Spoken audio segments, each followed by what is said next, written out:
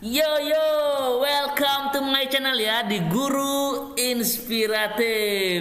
Nah, kawan-kawan, juknis yang kita tunggu-tunggu akhirnya keluar juga. Sehingga ini yang kita pakai acuan dalam pengelolaan dana BOS tahun 2021.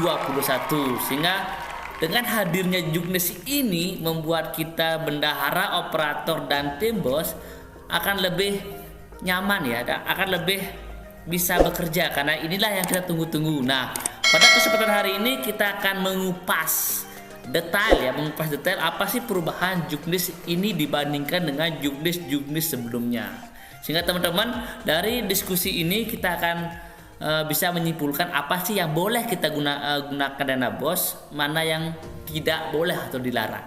Baik, nah nama juknis yang terbaru tersebut adalah Peraturan Menteri Pendidikan dan Kebudayaan nomor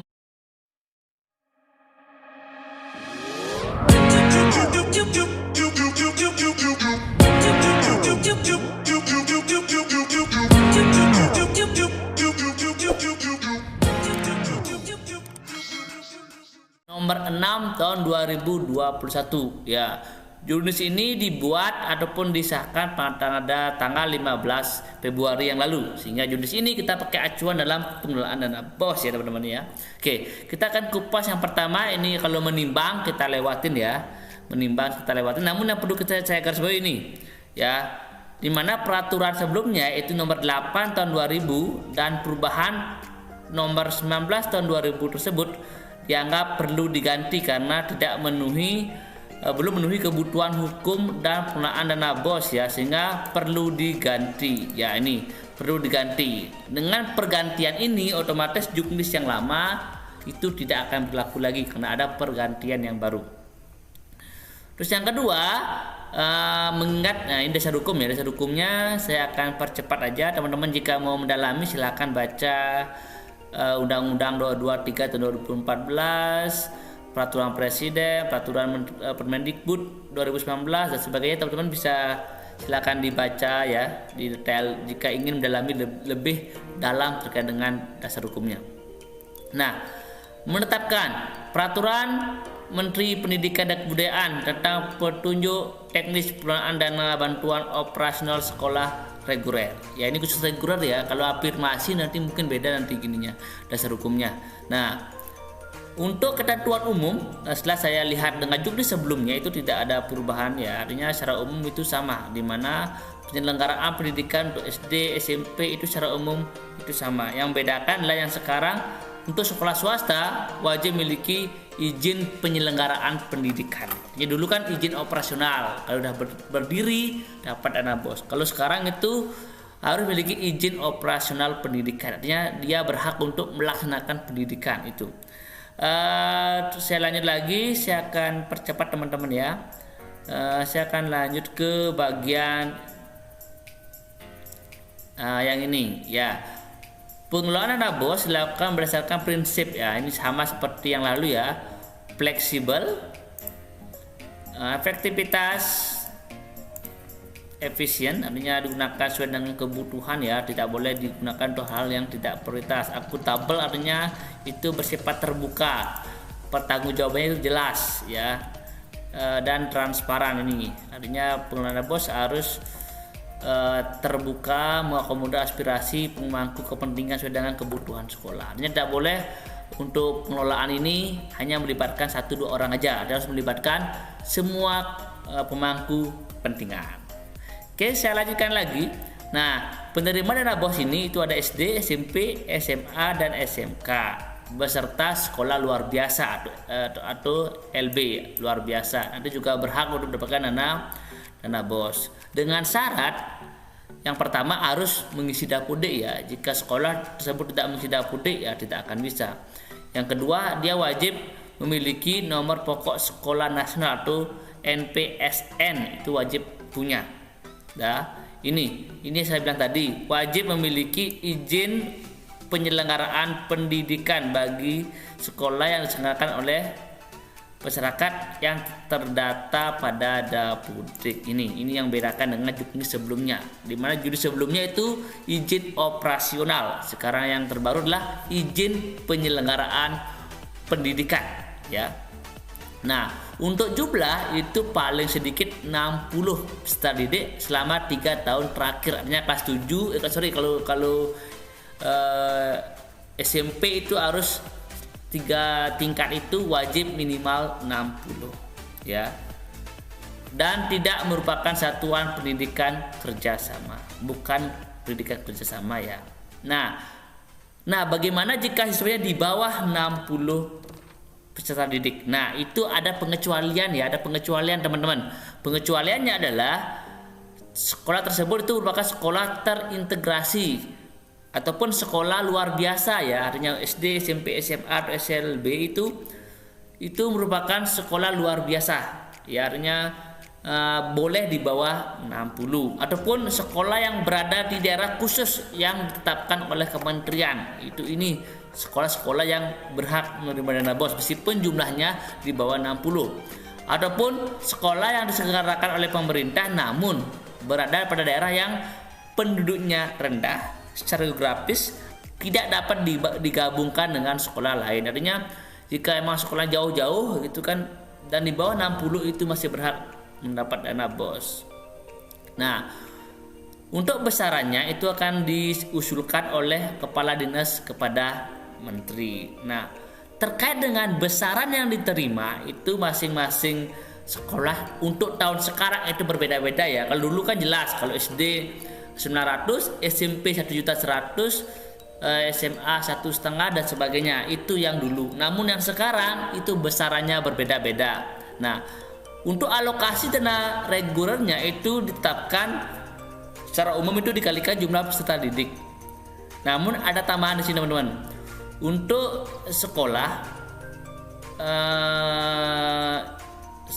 tersebut sekarang menggunakan data indeks kemahalan ya, indeks kemahalan tempat dan peserta didik. Nah, itu sudah dituangkan teman-teman ya. Teman-teman bisa buka Permendikbud itu nomor 16 P/P/2021 di mana untuk satuan masing-masing daerah itu berbeda-beda ya. Ini aturannya teman-teman bisa baca di mana keputusan ini disebut reguler sebagaimana tercantum lampiran merupakan bagian dipisahkan dari peraturan ini. Yang kedua, satuan biaya BOS reguler sebagaimana dimaksud pada diktum ke-1 dihitung berdasarkan ini teman-teman. Indeks kemahalan konstruksi namanya dan indeks peserta didik. Nah, artinya setiap sekolah nanti akan beda-beda teman-teman, beda-beda pendapatan atau mendapatkan dana BOS-nya. Untuk tahu berapa besarannya bisa lihat di lampiran keduanya di sini, di mana setiap daerah itu berbeda-beda. Mungkin saya akan ambil satu, mungkin di Kota Padang. Di Kota Padang itu SD dapat 900, SMP 1,1, SMA 1,5 dan sebagainya. Namun akan berbeda dengan daerah-daerah yang lain ya, akan berbeda dengan daerah-daerah yang lain. Seperti di Bogor itu SD dapat 1.070, SMP-nya 1.300. Itu berbeda-beda nanti.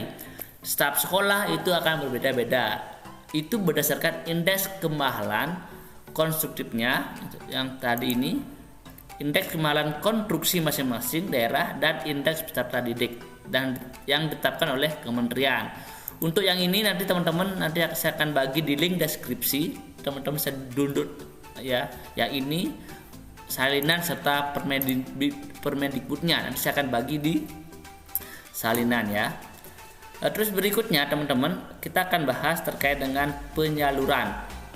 Untuk penyaluran dana BOS tahap pertama yang sekarang ini akan diberikan ketika sekolah sudah melaporkan tahap 2 tahun sebelumnya. Artinya yang tahap 1 ini wajib telah dilaporkan di tahap 2 sebelumnya, bukan tahap 3 ya, tahap 2. Oke, saya akan buka yang ini. Nah, seperti ini. Teman-teman wajib melaporkan di sini di SIRBOS namanya, Sistem Informasi Rekening BOS ya. Di sini teman-teman wajib tahap 2-nya wajib sudah terisi.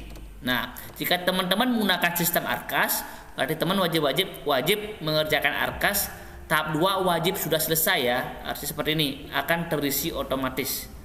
Bukan tahap 3-nya yang dilihat, tapi tahap 2. Jika tahap 2 sudah dikerjakan baik itu secara manual manual ataupun dengan sistem arkasnya, teman-teman ini wajib terisi. Jika ini sudah terisi, berarti teman-teman tinggal menunggu uang itu masuk, teman-teman ya.